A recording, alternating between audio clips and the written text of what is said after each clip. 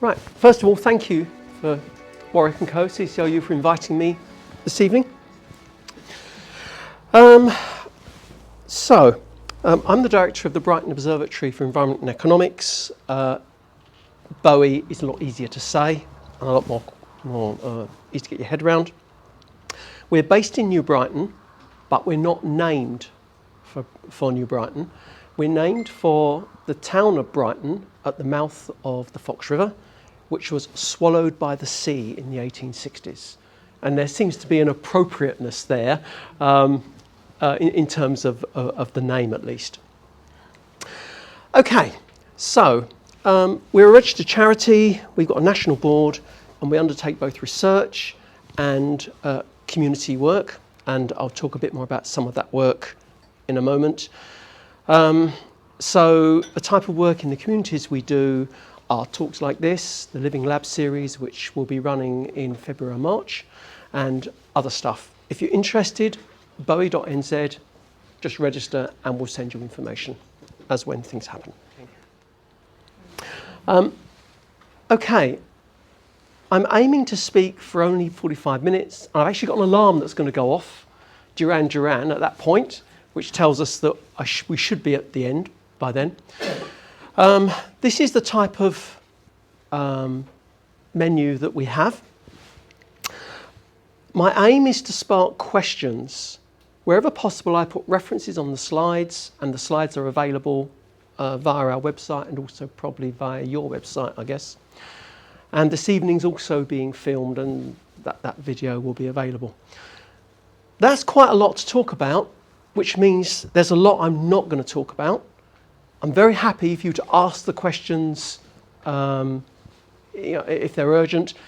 If my brain is working, I'll answer them as you ask them. If it's not, I'll ask you to ask it at the end. Okay, so let's start at the top, and this is the smallest part of the talk. Climate change. Most people have seen a graph that looks vaguely like this, which is concentration of carbon dioxide with time. It's almost a meme, I think. It's a very simple picture. Actually, it's a very complicated picture about local and global problems and about economic externalities. CO2, this is not a line, it's a curve, which means it's getting steeper. So it's not a linear thing. And also, CO2, the reason that's a useful gas here is because it's a product of combustion, of power generation, of land use and land use change. It's not the only greenhouse gas. However, despite the fact that I show this graph and I've seen, I show something like that, it doesn't really tell me much about climate change.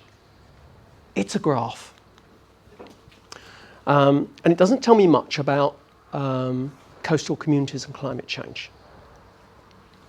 So, again, 101, so greenhouse gases are produced, they affect climate change, sorry, they affect with an E, they cause climate change, which causes impacts which we have to respond to. Now, there's two ways we can respond to that. One is mitigation, which I'll talk about now, and the other is adaptation. Mitigation is, okay, we reduce the amount of greenhouse gases we produce, and then there's less greenhouse gases, and then you reduce again and again and again. And the idea is that then things go back to the way they were. As you're aware, there's all sorts of issues in terms of weather and climate going on increasingly. When a scientist tells you something like, it is widely thought and fervently hoped that a big red light should go on somewhere in your head. We do not know that climate will go back to where it's come from.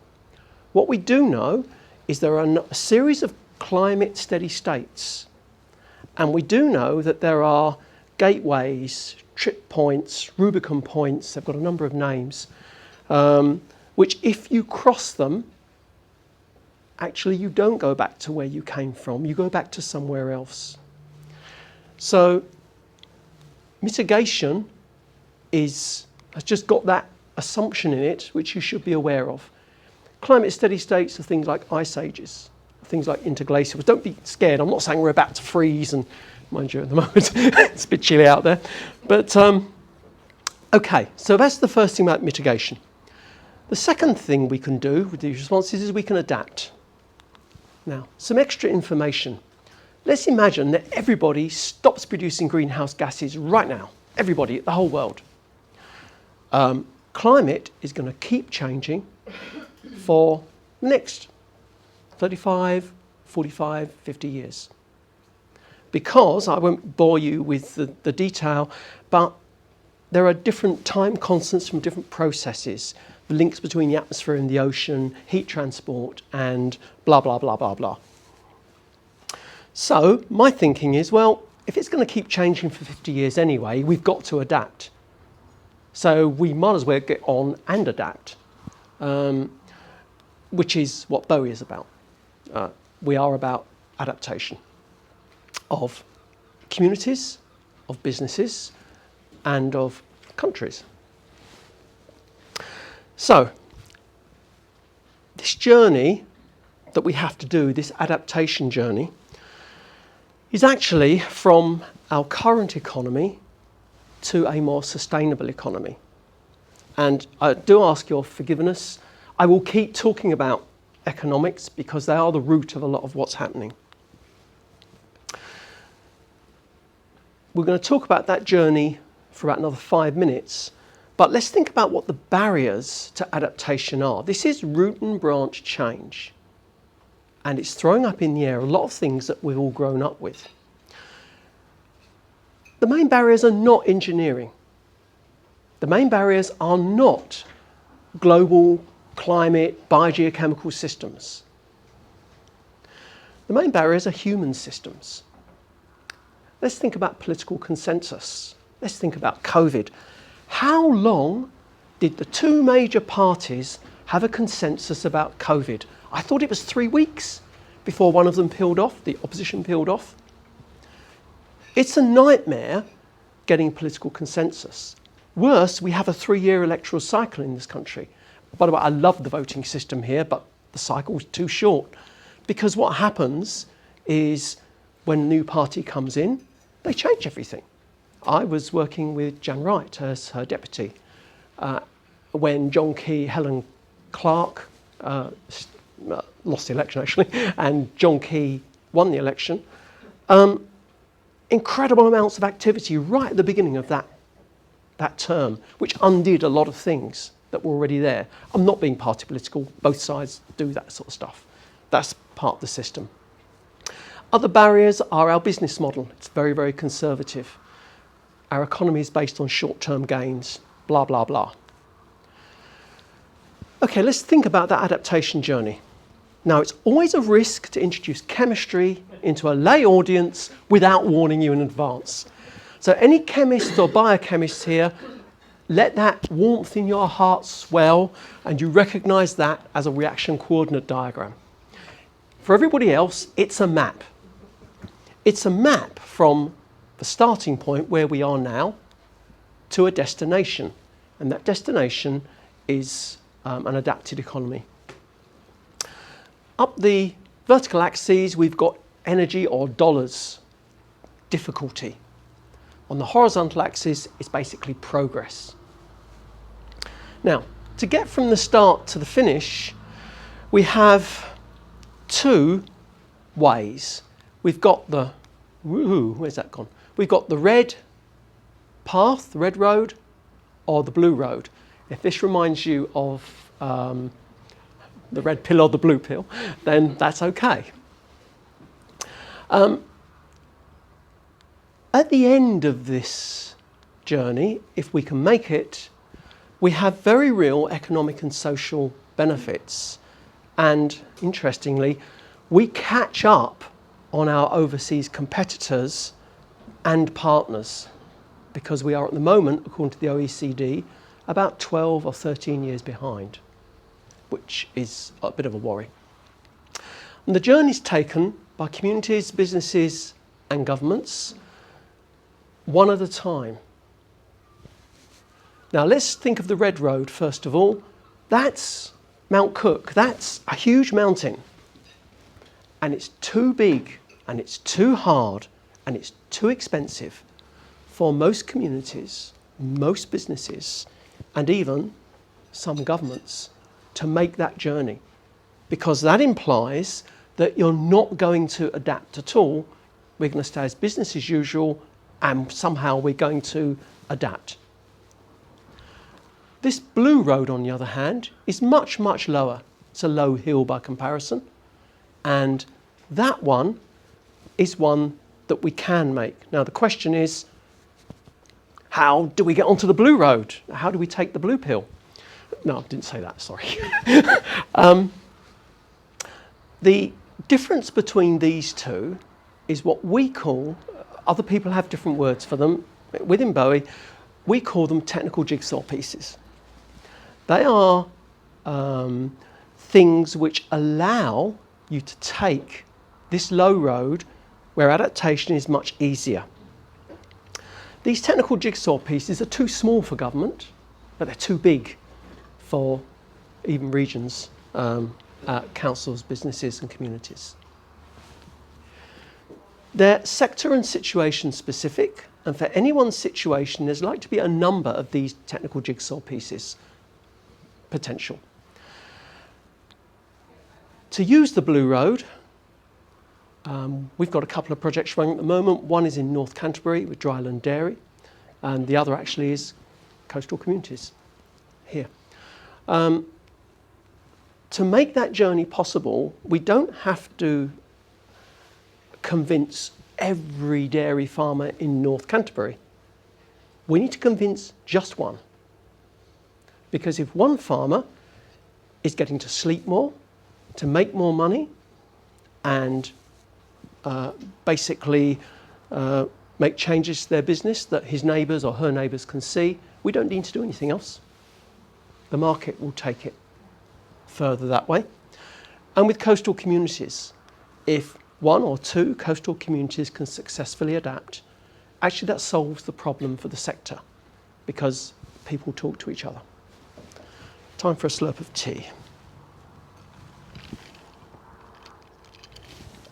Okay, let's begin to come down now to community adaptation. I wander around and I talk about adaptation to climate change for lots of people, and I find a whole spectrum of attitudes. And the two extremes of those attitudes I'd like to talk about now. One is the ostrich, and it's characterised by people saying things like, oh, goodness, well, it's them over there that have got a problem, it's not us. Or followed by, well, good grief, we can't believe all of that stuff. The other end is the exact opposite, and I call it the prophet. It's all going to end, and I told you so, I told you, and it's a week next Thursday, and you heard it from me. And you want that's quite light-hearted, but you want an example of that? Look in the press. A couple of weeks ago, I'm really bad on the web, I'm afraid. I really am really, really bad. I have to have these things drawn to my attention. And there were residents from the west of Christchurch writing in response to an article saying, coastal residents, they brought it on themselves, they knew what they were doing, we shouldn't be paying ratepayers' money to help them out, which I thought was a very enlightened approach. The root of both of these is fear. And fear is driven by unknowns. But before we get there, let's do a little mini case study. So there's Mrs. Bloggs. With respect to everybody here, she's got grey hair. She's a bit older than 21. 45 years ago, her husband and her bought a section on the dunes, and they built their own house. The husband passed away about 12 or 13 years ago, and she's fine. You know, obviously, her life has changed. She's got enough money to enjoy herself a bit, and she enjoys living there. What she doesn't have is large amounts of money to move houses or build houses. She has enough money to enjoy her life. Now, was it her or her husband's fault 45 years ago that they bought a house or bought land and built a house there? They had no way of knowing, actually. I mean, if we want to be technical about it, a great chemist called Arrhenius talked about climate change 100 years ago, and there were probably only 7 people in the conversation at the time talking about CO2 and greenhouse warming. If you want to be technical about it, in the mid-50s, at the American Association of Petrochemical Companies, their scientists were saying to them, and the modelling is incredibly accurate, it turns out, we're going to have a real problem, guys, probably about the turn of the century, maybe 2010, with carbon dioxide, greenhouse gases. It's going to damage our business. Let's not go any further there, but that's a fascinating story, and I can give you a reference if you want to follow that. Anyway, so it's not their fault. But is it the council's fault? I was misquoted the other day on Radio New Zealand, and they very kindly removed the article from the web an hour later. I spent half an hour talking to their reporter about stuff like I'm talking about now, and the interview when it came out had 15 seconds of me apparently supporting the idea the council was to blame for giving resource consent. Anyway, they were kind enough to remove it once they listened to the tapes. But are the council to blame? They gave resource consents. Well, they didn't actually. It was Town and Country Planning Act. They gave planning permission. And the answer is absolutely no. How can they have known in the same way their residents couldn't have known? So let's get rid of the blame game. Actually, it's irrelevant and it's a distraction. And it's a barrier to adaptation. And it's one of the things which triggers fear. So what drives fear? Polarisation. Coastal versus non-coastal. We're about coastal today and sea level rise, so we'll frame it in that way. Framing it in legal terms, because our legal system is adversarial. In some jurisdictions, the legal system is not like that. It's more like an inquiry, but ours is adversarial. Lack of reassurance about endpoints and funding, we'll talk about more of that a bit later, and uncertainty. I hate to say it, uninformed media coverage, and sometimes the perceived nature of local government interfaces. Okay, so we're moving now to adaptation case studies, and we're going to look briefly at each part of this conversation. We'll start with communities. That's a deliberately blurred photo, so you can't recognise any of the guilty folks in it. Communities own their own stories and make their own futures. There's a lot of creativity there, which is a resource. We were interested, that's an entertainment event that happened about a week ago, a sunset concert. We were very interested in Bowie about why communities work. What's the attraction? And we, from one particular community, we pulled together over 40 services that the community offered to the community. In fact, it was 47 services, so it's maybe better to describe it as 50. And they were random, from dog walking, babysitting, transport, you name it, entertainment. And we're interested in this because we're interested in cost-benefit analysis. For some places, I'm going to say this, please breathe deeply. For some places, eventually, in many years' time probably, managed retreat will be at the end of the line. Probably for less places than you think, but nonetheless, and we'll get back to that later.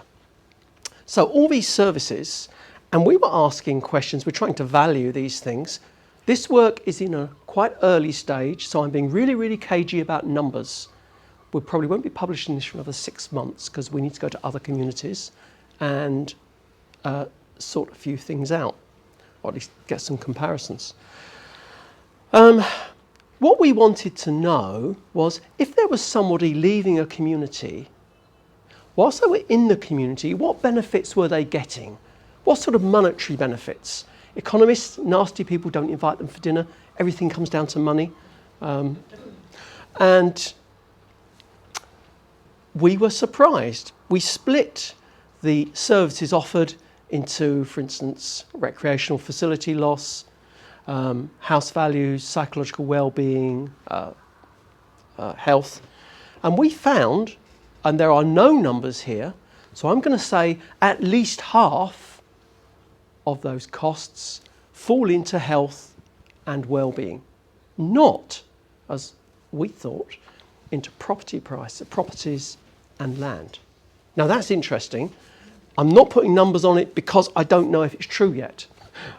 We've only just started this project a couple of months ago. Okay, so golden rule, look at budgets, go for the biggest budget because that's the way you get more insight.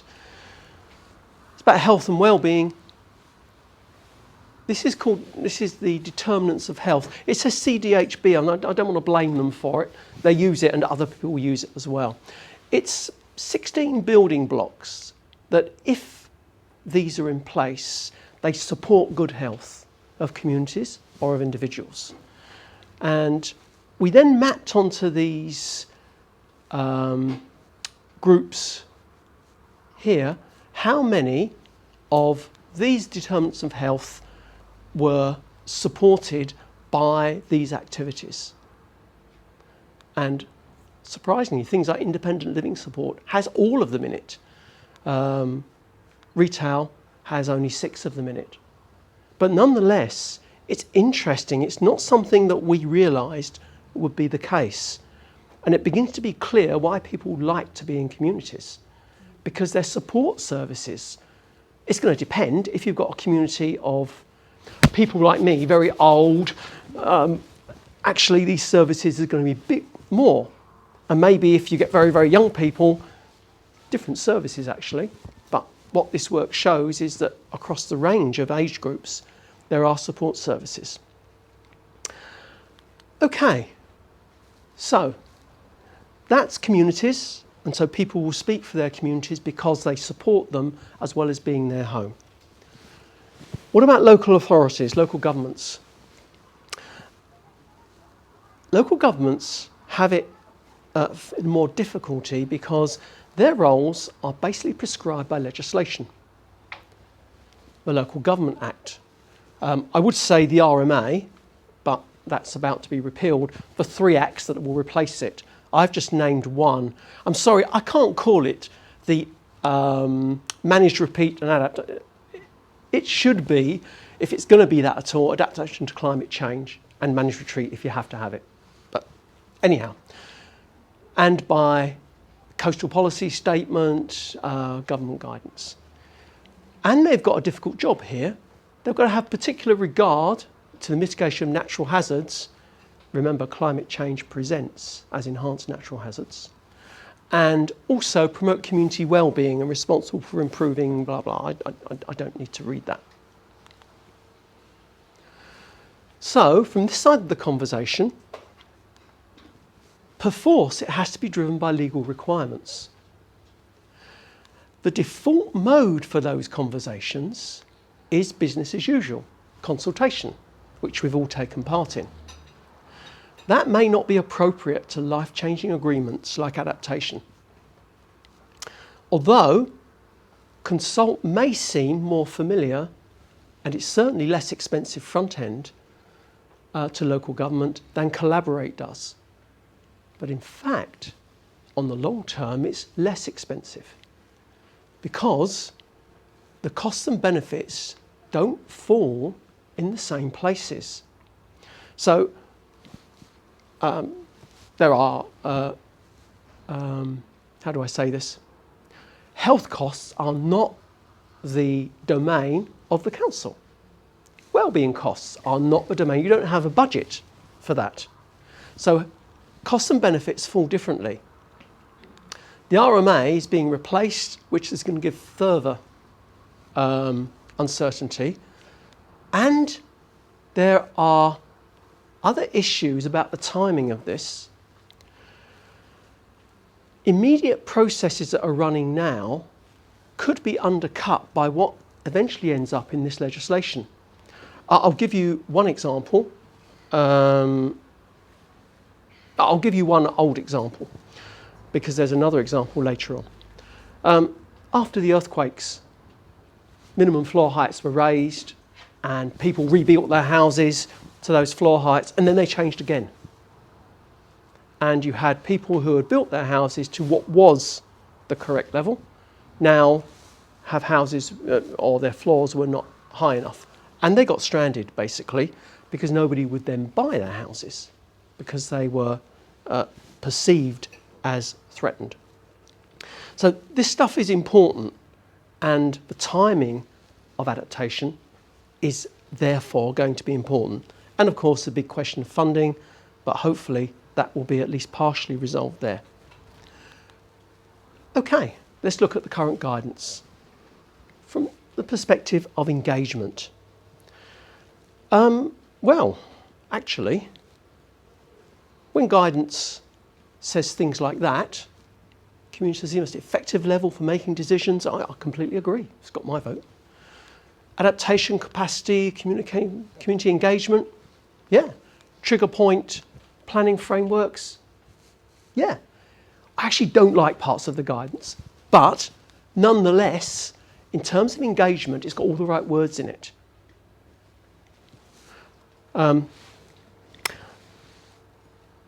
The problem, and it's not fair, this is not a problem with the guidance. There is one problem with the guidance, which I'm going to talk about in a moment. But the problem is that if we use the business as usual consult paradigm, then this wonderful diagram won't be effective unless you've got collaboration for the key components, strategy, trigger points. And this is not the domain of the guidance. Economics and funding, the big quiets, we don't know where that's going to come from at the moment. The economics of displacement from these functioning supportive communities. Economic and social costs. General funding. But as much as one can at this level, it's difficult to argue with that guidance. I'm going to argue with one bit of it, but it's only because I'm such an awkward bugger. I'm an awkward person. So we're all happy that trigger points must be locally agreed, collaboratively, not imposed, and they must be used consistently. What do I mean by that? One council I know of is issuing resource consent based on trigger points. Not trigger points that anybody's agreed on, because the adaptation process hasn't started. Let's run that forward 10 years or 5 years. So you've got various people around with trigger-based resource consents. You've then got the community and council collaborative trigger points, and they may not be the same. And looking at the history, they almost certainly won't be, because individual planners are trying to help, but they come up with different ideas, like, oh goodness, jetties as part of a building on Rocking Horse Road, because we all know it's a nasty, fast-flowing death trap there in winter. So these trigger points have got to be consistently used. And the scenarios on which you base the trigger points actually have to be realistic. Let me give you an example. There's a really good piece of work in Nature last year about why multi-hazard dependencies can be the wrong way to actually sort out realistic scenarios. They could also be the right way, but it's very easy to see situations where they overestimate. So with this, you multiply the probabilities of maybe 3 consecutive events. And if we're talking about a coastal situation, let's imagine we've got M, N and O, where M is a 3 per year event, N is a 1 in 100 year event, and O is a 1 in 30 year event. M is a super king tide, N is a 1 in 100 in the future flood frequency, and O is I've doubled the tropical storm impacts in Christchurch. The total overall event then comes out at 1 in 1,000. And you're using 1 in 1,000 as a scenario to base a trigger point on. Now, that might be very good or very bad, because if your trigger points are ineffective, the situation never occurs, then you lose the whole basis of adaptive planning.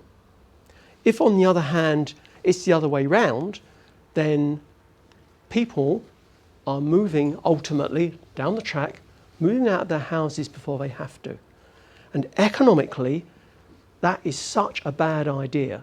And I can talk about that in questions afterwards if you want. Okay, the first 2 case studies are about engagement. And the first one isn't even about climate change. It's about Seattle, and it was a situation where they needed to densify their downtown. They tried twice, and the third time, all 3 times it failed. You had the same talking head standing up, saying the same things, and each time it failed to get approval. This group were a bit clever. They asked the question, why? And they spent about 2.5 years studying their community. And what they found was the communities were not strong enough to engage. You had these 3 or 4 random individuals, rah, rah, rah, and then there was no community there to mediate them or to ameliorate them. And therefore, community engagement wasn't really very meaningful. What they did is they invested to strengthen communities and then came back 3 years later and basically said, okay, we want to densify downtown. Can we please ask you as communities what your ideas are for doing that? There are a number of ideas. 3 of them, the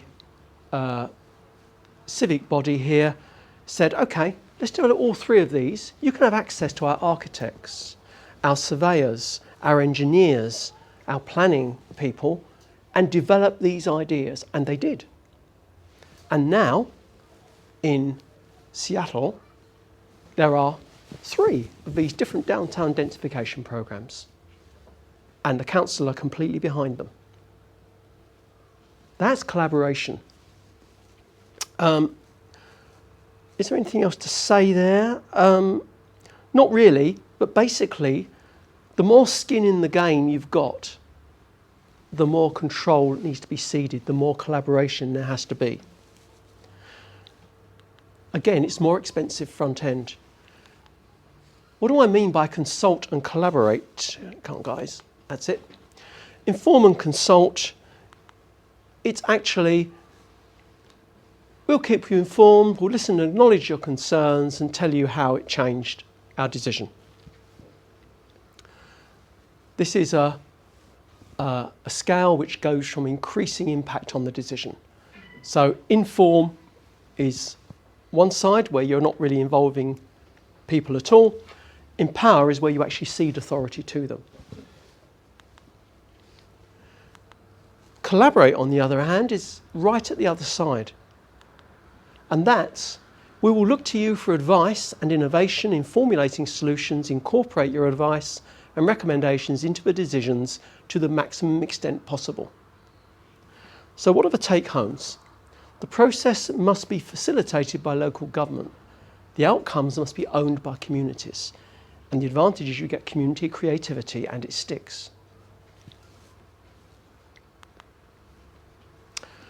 The second engagement case study is from Spain. And before we get to it, I just need to clarify. We've used so far inform, consult, involve, collaborate. It's the IAP2 framework. These guys, I was about to say something I'm glad I didn't say, used a different, similar but different a system called Arnstein's ladder. And the bottom there is no participation. We don't have a really equivalent apart from inform there. But I've linked the system we're using with theirs, and it matches pretty much. At the top end, what they call delegated power, we call empower. Co-decision, we call collaborate, and so on and so forth. So 5 is the top end, it's delegated power. And 1 is inform. Right, breathe, and let's just look at what this is. This is a story of 2 cities. Barcelona, which is north, it's a coastal city, and Seville, which is one of the old capitals of the empire, and it's very conservative, very traditional, and much smaller than Barcelona. Up the vertical axes, we have co-implementation. That's implementing decisions together, council and community. And across the bottom, we have co-design, which is making the decisions. Designing the thing, making the decisions. And these are a whole series, these points are a whole series of different projects. Now, the first thing here, look at this lot here.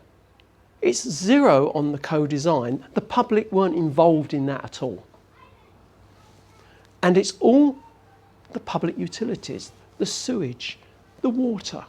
Now, I don't know about you, I'm not interested in community design, designing the electric or the sewage for my place. I'd much rather the experts did it. And so I personally don't have a problem. You might disagree, but there's an issues we need to talk about that. So we've got 2 types of project.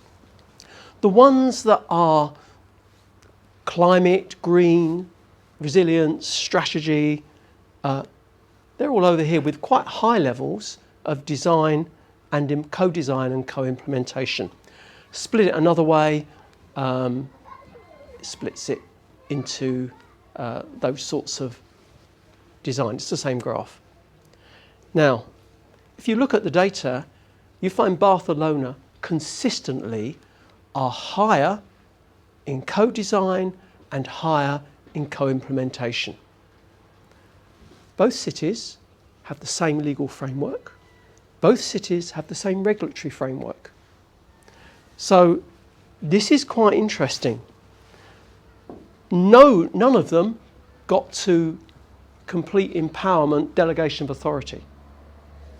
And I'm not suggesting that's necessarily a good idea, but both of them went different ways. So the question is, why are they so different? And it's actually outcomes depend on interpretation of the officers and councillors of the local authority. And it's horses for courses. Use the expensive collaborative approach with high stakes where you need community ownership and creativity and support. Then use the highly collaborative approach. If it's technical design, the sewage works, then maybe let the technicians design it, the experts design it. But the point is that everything was the same except people's interpretation. Okay. The remaining case studies are actual adaptation rather than the engagement process. Some background. There's a really interesting report came out last year from the European Union. And it basically identified at the moment in the European Union, and the UK, because the UK is no longer part of the European Union, but their regulations at the moment are pretty much the same. Today, flooding across the European Union costs about 1.4 billion a year. By 2001, it's going to be 1,000 times bigger than that, about 1.6 trillion per year.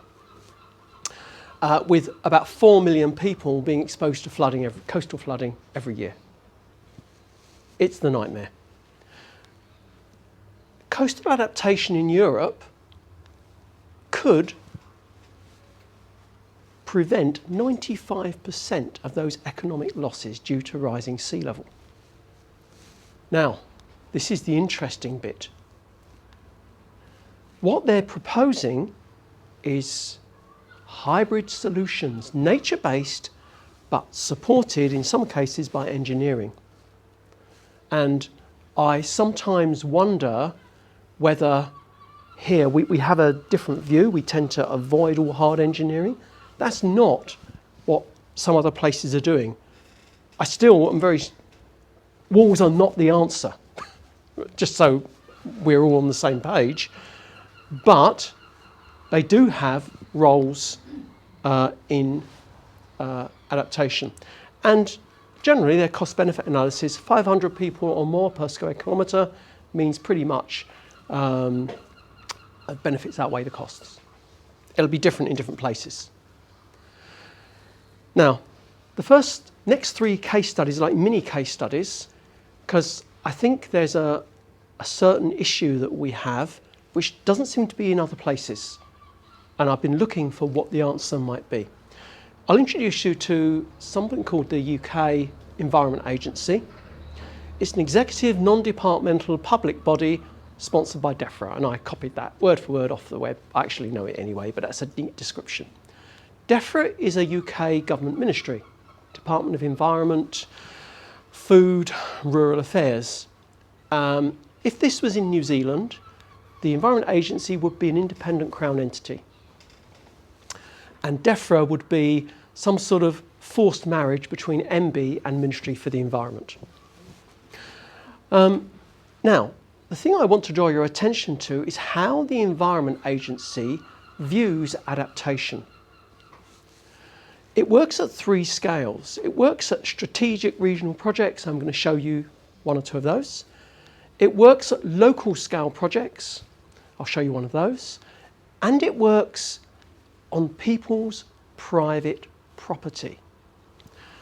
Because UK government and the UK insurance sector have an agreement. And it goes like this. Your house has flooded due to climate change. So the insurance man comes along and says, what's broken? Remember, insurers only replace what's there, they don't improve it.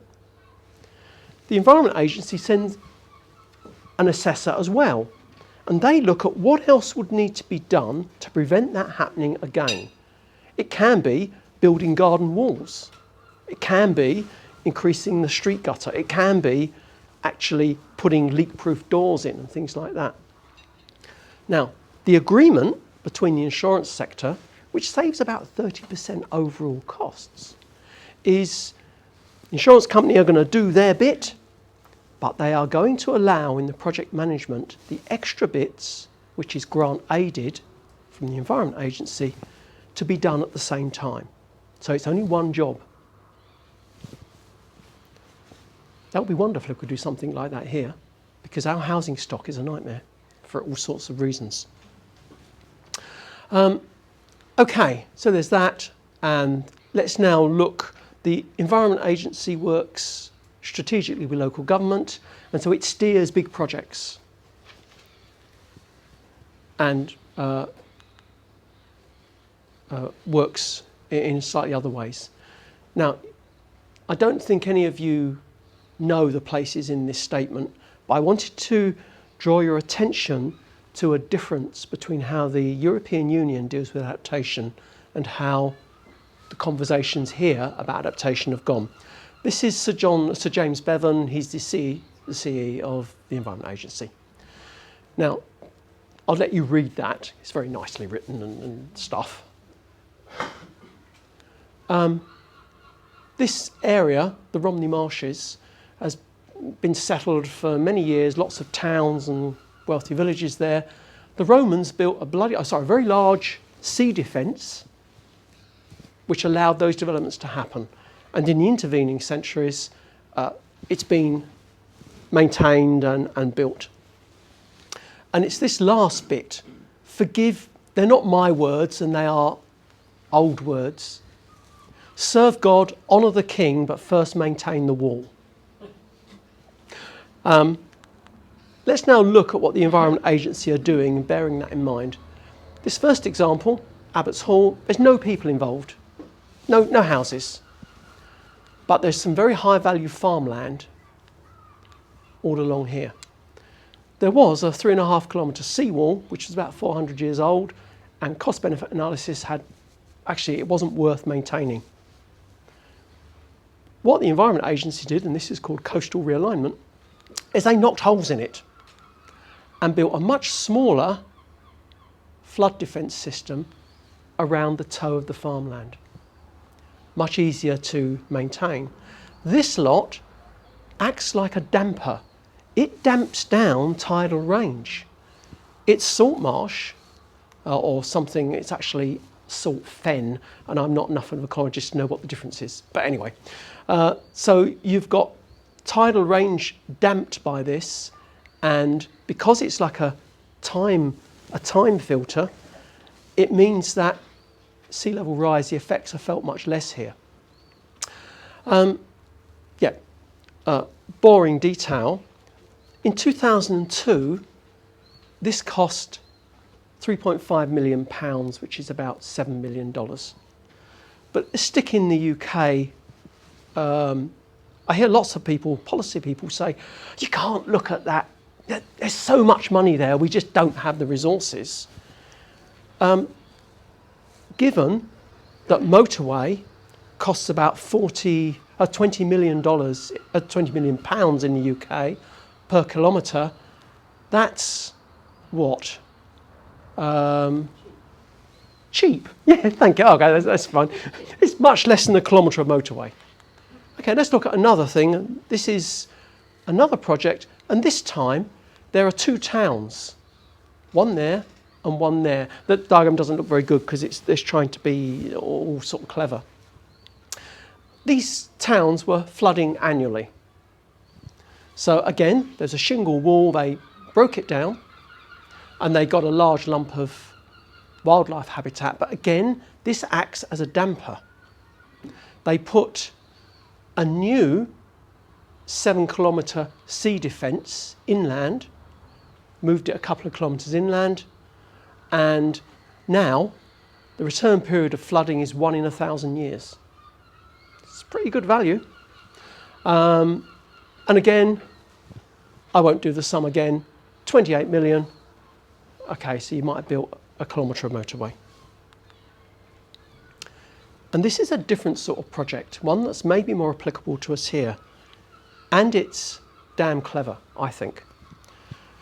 This is Brighton and Hove on the south coast of the UK, on Sussex. We'll look at pictures in a minute. You've got a little double river system here, and you've got lumps of land there with beach. It floods quite often.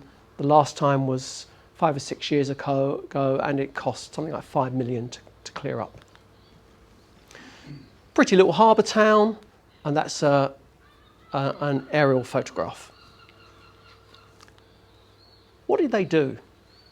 Well, this whole stretch of coast, the Environment Agency reaches lumps of coast. Some of them are, we're not going to touch that. That's going to revert to whatever it reverts. We're not going to defend it. Others, oh, actually, that's going to be a big project, a coastal realignment project. And yet others, they say, no, hold the line. And this place, in this project, they decided that actually they're going to hold the line here, including up the rivers. There's an estuary here. And this is the clever bit. So they built a coastal path, which is actually relatively cheap, and they put an extra metre of glass seawall. It's not average glass. The references are down here. It's a specialist design laminate glass project, which can take scary amounts of force and rocks being hurled at it. So this is their flood relief. it can maintain a maintain a 1 in 300 event, and it's actually very cheap. It's 32 million to protect all of that town, 40,000 people, 2,500 homes. And again, I won't be boring and keep putting it in terms of motorway, but it costs very little. Okay, we could keep looking at studies like this, but I don't think there's much value in it. Instead, I'd like to think slightly differently. That's the city of Bangkok. 500 years ago, Bangkok was full of canals and rivers. It was a sponge city. It could take lots of water and then let the water go again. Of course, in modern times, we blocked all the canals and we put roads in instead. And now if you've ever driven in Bangkok, just don't. It's a nightmare. This city, would you believe it's Wuhan? We all know Wuhan now, but we didn't know it. It's the centre, and has been for about 15 years, of a major sponge city project that opening the city up to water. I won't say, because I know some of you here have heard me say this before, I wish Christchurch had done this after the earthquakes. I actually wrote in the good ideas. Let's make lots of canals, but it didn't go anywhere. But there you go. Because this allows sea level to rise and allows, with adaptation, it allows people to stay in place for a long period of time, which economically is the only way we can do it. 70% of our population live within a few kilometres of the coast. There's no way you can move 70% of the population in the next 30 years. We just don't have we're not a big enough country. And this is Amsterdam. I do like this city. In parts, it's 3 metres below sea level. The whole of the Netherlands is below sea level. It's a real sponge city, and there's currently a programme. I still have some contacts with, an institute there, and they're looking, if it's possible, I don't know, to pretty the city up with more greenery. I think it's lovely as it is. But anyway, so one approach to adaptation is to think about our cities. And actually Christchurch is ideally suited to be a sponge city, if only we could persuade people that that's the way they would like to go. And coming back to the Environment Agency with its walls and natural stuff, here's an example in Holland. There was a dike, there is a dike. It's too expensive to maintain now. And, but nonetheless, if they let that go, it's going to flood vast areas of land. So what they've done is they've strengthened it with an artificial sand dune. So that's the same place, except now it's covered and you're using natural systems. This is actually acting as a support underneath it to protect that land behind for very little cost, and it is sustainable. Okay, final slide. Why is it that so many people are talking about adaptation, but it's not really happening? I don't mean New Zealand, although I could ask that question, but the answer is potentially a bit more difficult. But if you look around the world, there are lots of examples, but there's so many more examples that don't seem to be proceeding. This is an incredible piece of work. Anybody who has read Hitchhiker's Guide to the Galaxy will know that 42 has a very special significance. It's the answer to the question about life, the universe, and everything. I've never said that about a paper, but this is interesting. So they've got research teams simultaneously in 7 places looking at adaptation projects, coastal adaptation projects. They've identified, and they've spent time with these communities, that not only coastal erosion, but things like ocean temperature changes, meteorology, are having a massive impact on livelihoods in these places. Not all negative, but mostly negative. And they've spent a long time They've got a standard research form looking at the factors that are affecting people and particularly adaptation plans. Because all of these places basically said, how on earth do we adapt? Because we know we've got to. And here's the interesting thing. Remember Seattle? The communities weren't strong enough to engage. They found one major factor for successful adaptation. And there were many, many factors, and they've done nasty statistical analysis that I don't want to go anywhere near. I thought I was going ahead with positive matrix factorization, but these guys are miles ahead of me. The key for successful adaptation was the existence of groups or institutions which were self-organised, were local, and had some set role in setting or enforcing rules and could communicate across scale. The type of self-governing local institutions, that some of them have been associated with sustainable management of natural resources. So the recommendation from this incredible piece of work is to identify those organisations, invest in them, identify the communities, invest in them before you start adaptation. Now that's interesting because it looks right back to the Seattle case study. So I've finished. For engagement, what are the takeaways? Best practice, collaboration, not consultation. This gives an opportunity to increase the scope and quality of decision making, wide, deep and lasting engagement. And if you want an example from the How team that most of you remember, nothing about us without us. In terms of adaptation rather than engagement, it's a massive opportunity to make good on international agreements we already signed up to, and opportunity to reverse some of the massive environmental and social damage. Adaptation is not about dogma or belief.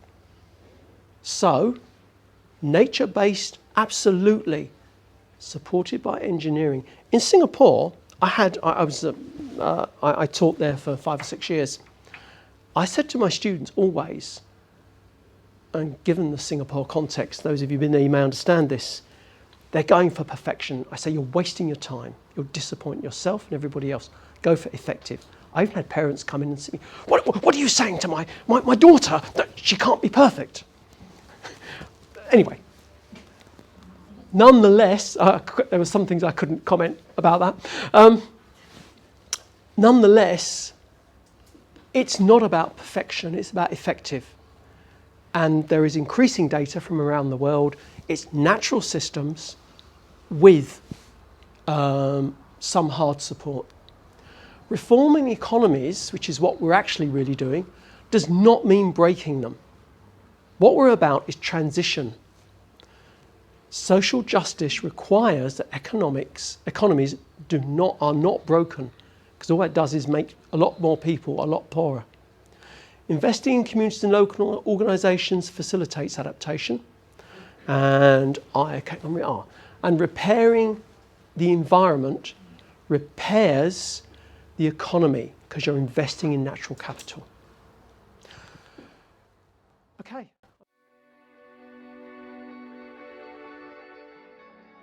What might a sponge city look like in Christchurch? Right. I won't plagiarise myself. What I suggested in the big ideas was, and this was misguided, I described it as the Amsterdam of the Southern Hemisphere, which was really, in retrospect, a very bad idea. A network of canals, for instance, around, which actually helped solve some of the housing problem as well.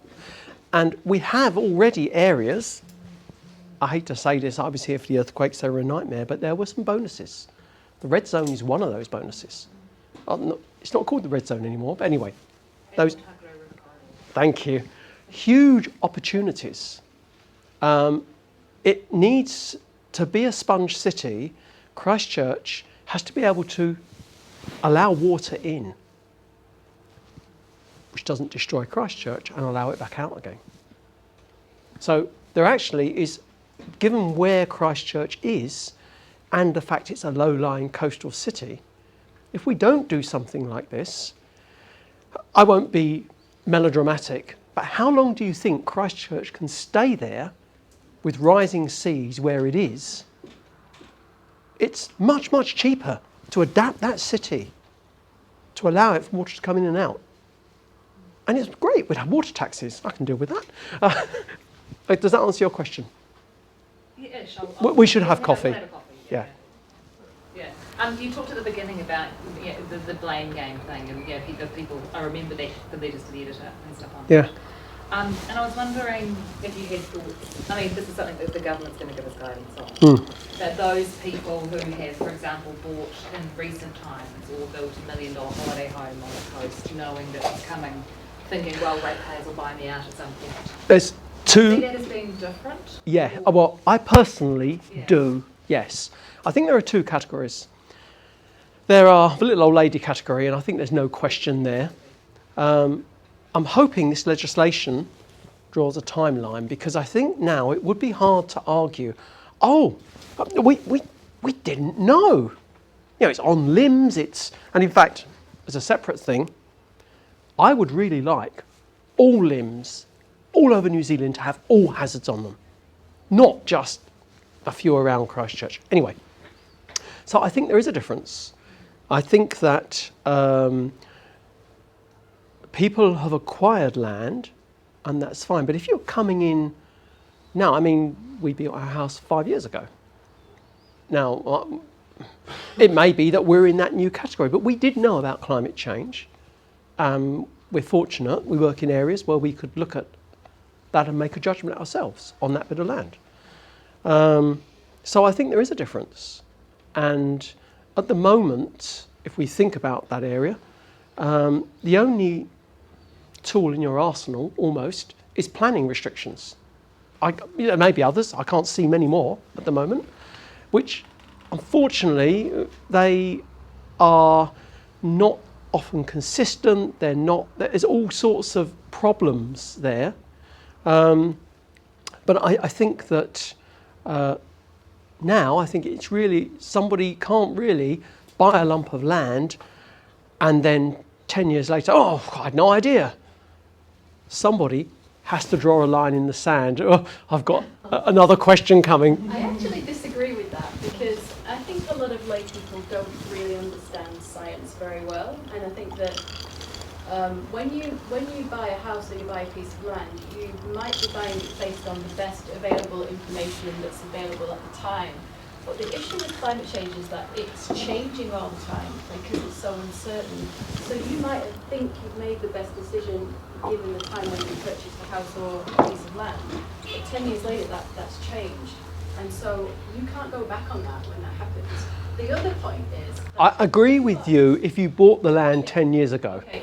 The other issue is that you're also being allowed within the planning system to do that. So there's not actually something that's saying, no, you can't buy this piece of land and you can't build a house there because we don't think it's going to be good. So I agree. In fact, those things conflict with each other, and I think that's an issue that needs to be dealt with nationally. One hopes the legislation will help there, because I think people need to have a line in the sand, very clear, you know, after this date, maybe it's 2020, if you're buying land here and building, you've got to know that there's a problem. I'm not the right person to give it time and date. 1, 2.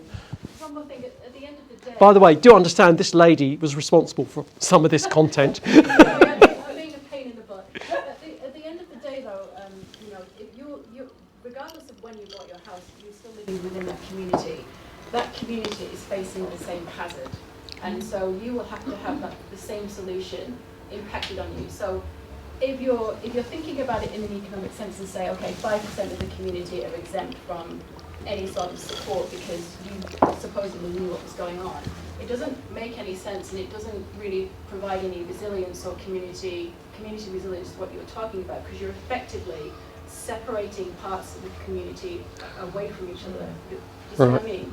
Yeah, can I come back on that, because this is an interesting one.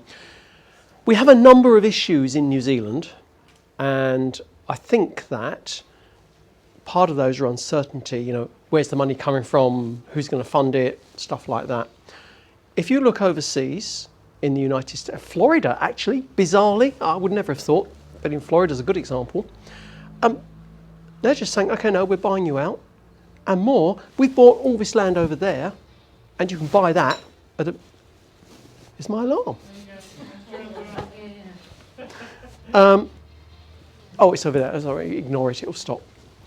So, yeah, I'm not so sure about that. I think that money is the problem. And it may be that my personal view, and it is a personal view, that people who invest in property like that, you know, so go in now, tomorrow, and buy a lump of land and then expect to be bailed out. I think there are real questions around that. Yeah, I'm certainly not encouraging that. I'm just giving a different perspective, that's all. Yeah. But it's also the situation that it's hard to have that view for people who have bought land recently, when councils and governments throughout the country are themselves developing along the country. The line in the sand. So you really can't say, well, you should have known, because, well, hello, look at them as an example. And actually, I'm legally entitled to do it. So, you know, I don't know how long it's going to be, but at some point there's going to have to be a line drawn I think I don't like to say when the law but changes. There's economics has to be considered here as well. So for a certain amount of time, it may be, well, it's an efficient use to actually use that land and be there. Yeah. And actually, I think we're kind of on a good course, and I've said this a few times at these presentations, that adaptive management kind of deals with it quite well, and that allows you to use areas and then leave And transition out of them. It's really about getting the trigger points right. So I think like having a simple line in the sand, but beyond this date you shouldn't be here, is too blunt an instrument. Actually, there's an opportunity cost missed from there, because it's actually good value to have people there for 20 years, 30 years, 50 years, or maybe even longer if the boffins have got their figures wrong, right? So, you know, there are ways to handle this, and I feel that we're kind of on that track, which is encouraging. The question is, can we do that, can we get the adaptation in before that happens, so that it's a community-based thing rather than individual properties, and it's very much that chicken or the egg, isn't it? And I think we do need some of these laws and stuff in place so that we don't start running away with different trigger points. I mean, definitely not time-based resource consents, because you don't know how it's going to develop. Trigger-based, absolutely, but can we wait till we develop the triggers? And just quickly, just going back to the whole those letters to the editor from people on the other side of the city. What may be useful is in conversations. So people should be able to buy on the coast. You know, wouldn't it be great if people could buy on the coast without worrying about sea level rise? Yeah. And actually, the reason that we are worrying about sea level rise is because most of the city and most of the world who don't live on the coast are increasing emissions. So actually while people have chosen to buy on the coast, those who don't live on the coast bear some responsibility for the impacts of climate change and the fact that people have to leave. And that might be a useful framing again in conversations. Chip, something that's dear to my heart is the social contract, as I call it, is we live in a community and we get to catch each other's backs. So like we're happy as a coastal community to pay for flood protection up and down the Waimakariri, for example, to protect Western Christchurch. And so I think it's good to bear in mind the social contract, and that we're kind of in it together, and there is a line somewhere. I don't know where that line is where, you know, you go beyond the social contract, but I think having the social contract in mind when we talk about protecting communities both on the coast and on the hills and all over the show, along rivers, is something we need to be thinking about and where that starts and ends. So we've all contributed towards climate change happening, but only a certain percentage of the population are affected on the coastline, for example. Which I think is a really interesting point. Yeah. Anybody else had their hands up? I have a little thing to ask you. I'm always thinking about what we'll be like here from next. And I sort of thought the managed retreat bill was sort of off topic a bit too much, but it's come up again today, and I'm wondering if it would be worth hearing a little bit about what might be coming up. Do you think that would be interesting? Given that people could make informed submissions. yeah, it's also a little bit about the potential for undercutting processes that we're getting into now, as Simon mentioned. Just a thought. Perhaps we could talk to Pato and see if she might be able to come along and talk about that or something like that. I suppose MFE staff wouldn't want to go anywhere near it whilst it's being... Anyway, that's something to think about. It's out there in the ether, it's been talked about, but, The ways in which that community contributed to the greater of the city. 47 different ways in which the people that lived in that community contributed to the city and their community. Yeah. And you sometimes think about an area as it's just coastal people. But those people are doctors, lawyers, engineers, entertainers, surfers, whatever they are a cross spectrum of who we all are. And anything I've learned of living in Christchurch, probably related to the people who live in the other neighborhoods or work with them or are married to them or are cousins of them. And so it really is a really interconnected community that we, as you were saying, we all really rely on all of us to come to the table and have these conversations and brainstorm to the best of our ability to what's going to get us through these next. Because we've probably got the creativity to do it. Yeah. We just have to release it. That's right. And we can find the right environment to release it. Yes. Simon, it was a fantastic presentation, really enjoyed it. Love the idea of the sponge strategy. Areas like the Limber Paddocks, the Bexley area, right through those corridors would be ideal place to facilitate that strategy. Yeah. From a scientific point of view, you'd probably be well aware of the accretion that's taken place on this coastal area. We always talk about global warming. I think it drives fear, state fear into the heart of many people because they think straight away, we're dropping and we're eroding. But in actual fact, the accretion is very dynamic, as you probably well know, along the coastal area. It's significant, and a lot of people don't realise that. And I think we should have factored that into the conversation because quite often it's not there. But I agree with you with the flooding. Most of the flooding issue will come in from behind the estuary and right here. Yeah, that's right. So that's where we need to mitigate, that's where we need protection. So I call them Brighton bashes. I'm not putting you in that category because I think that's fantastic representation. But so many people in the past talk about Brighton, it's doomed, it's, rising sea levels. The accretion that's taking place on our coast is massive. These sand dunes, when I was a boy, I could virtually look over them. Now they're 40 metres high. And the dynamics of the vegetation has caused these very high dunes, which has been essentially generated by marram grass. If there were pingao grasses, we would see a sand dune extending further out towards the ocean, which would broader, wider dune system. In many ways, it would be more beneficially protected. Yeah, no, I agree. A silly point supporting what you're saying is Nettie and I go walking along that coast quite a lot. There's beginning to be, because what you see is there's been a hard storm and there's been a lump taken out, and then like a month later it's filled back. But you can see stuff which is being covered by water, which is new coastal grass. That's right. So it is extending outwards in that way as well. There are limits to that, but yeah. Well, when it rains on the Waimak, like in the west coast, like today the Waimak's in serious flood, it's a massive conveyor, and it's bringing all that silt down into Pegasus Bay, and it's replenishing. We're very lucky. I think there's only about 3 areas in the world that have this advantage. We're very blessed, and I think that Sarah and other members of the council need to be aware of this but the conversation needs to get out there because people have been fearful about what they hear, and we need to put out that positive message. I like the idea of the sponge strategy. I think it's fantastic. Canals, yes.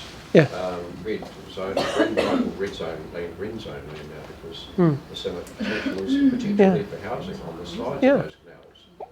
If you make them reasonably wide and give them capacity, then we could have houseboats. We could solve some of the housing problems because it's too expensive. The land values are too expensive to actually buy a lot of those small houses, young people, not me, in the city centre. The riverbank should be lower on the Bexley side with the Yeah. riverbank around Brighton. On the Brighton side now, so the event of a major event that flooding will take place where it's Yeah. you're sacrificing an area you've had Yeah. bubbling around it. No. It's easy to do.